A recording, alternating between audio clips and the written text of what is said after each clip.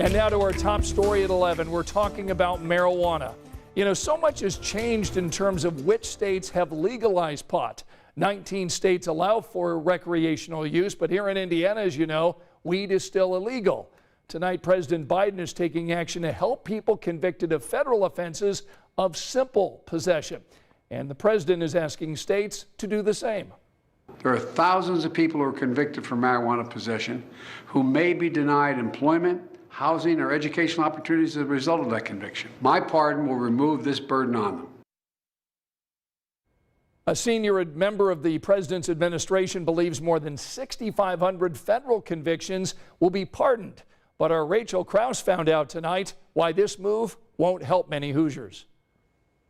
This is not a huge number of people who have simple possession convictions in federal court, but there is a substantial number, several thousand. Indianapolis attorney Ross Thomas says this is a major step toward loosening federal classifications of the drug. Although these pardons won't impact that many Hoosiers. I had a case once in the VA parking lot of the Veterans Administration, which is federal land. So that person, instead of having a misdemeanor in state court, he was hauled into federal court. A similar case up north at the Indiana Dunes National Park. Thomas says state arrests and convictions on the state level in Indiana are far more common. Under Indiana law, you can face jail time and hefty fines for possession. It's why Ryan Mears says his office stopped prosecuting simple marijuana possession years earlier. It's literally thousands. At the time that we made the decision to no longer prosecute these cases, we had 350 pending criminal cases.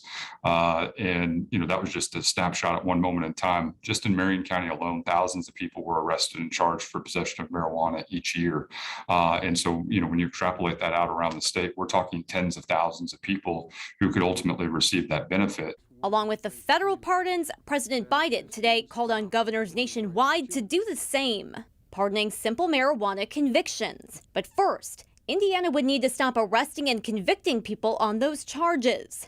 Mears says he's hopeful today's presidential pardons open the door for the same here in Indiana, allowing this state to shift resources away from marijuana, focusing on violent crime convictions instead. We don't want to see people in jail because of marijuana. It doesn't make our community safer, and it doesn't make our community more fair.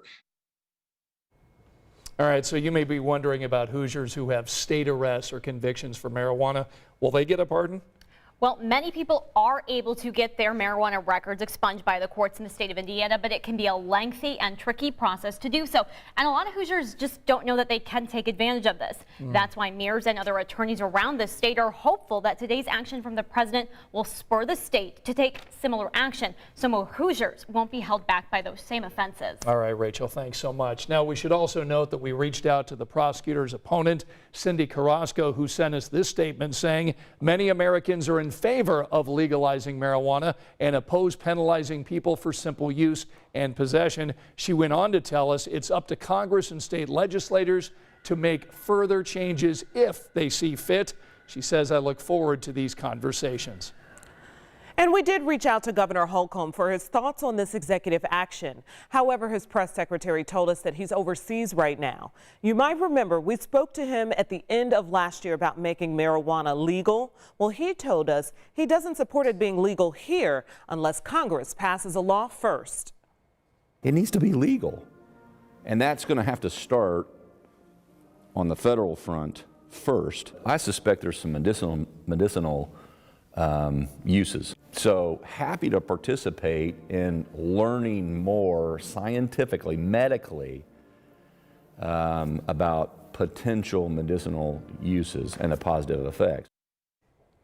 There's been growing bipartisan support for legalizing pot in some form, and states that have legalized it made almost $8 billion in tax revenue just last year. Well, the president sent out a flurry of tweets on the subject today saying we classify marijuana at the same level as heroin and more serious than fentanyl. It makes no sense. The president went on to say he's asking the attorney general to review how marijuana is scheduled under federal law. So what does that really mean? So tonight we took a look at the Drug Enforcement Agency's website, and we learned they classify drugs into 5 categories, or what they call schedules. All of this is based on the drug's acceptable medical use and potential for abuse or dependency. Now, right now, marijuana and heroin are both Schedule I drugs. The DEA says Schedule I drugs, substances, or chemicals are defined as drugs with no currently accepted medical use and a high potential for abuse.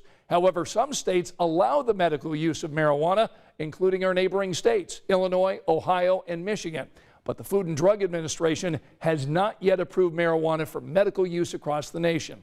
That's why the DEA says it has no accepted medical use. By the way, Indiana and 11 other states allow access to low THC products. That's the active ingredient that you find in marijuana. And we also reached out to the state attorney general today. We heard from Chad Rokita in the last hour, and we posted his statement for you along with the others we've received today about this important topic. It's on WTHR.com.